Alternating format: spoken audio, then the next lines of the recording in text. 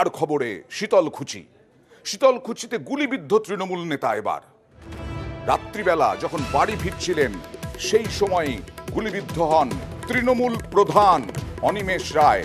বিজেপির বিরুদ্ধে হামলার অভিযোগ, যদিও তৃণমূলের অভিযোগ অস্বীকার বিজেপির।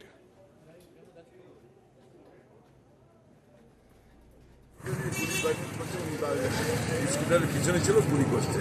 আমার মনে হয় এই দুষ্কৃতকারীরা 20 দিন মদতসুস্থ হবে।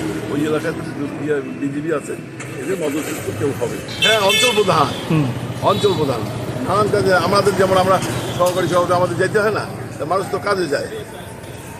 কি মনে হচ্ছে বিরোধীরা আছে, বিজেপি এর পেছনে আছে? আমরা দেখতেছি, আমার মনে হয়, কিন্তু আমরা দেখতেছি, এটাও তদন্ত হচ্ছে। বিজেপির উপরে দোষ চাপানো ছাড়া তাদের আর কোনো অল্টারনেটিভ নেই।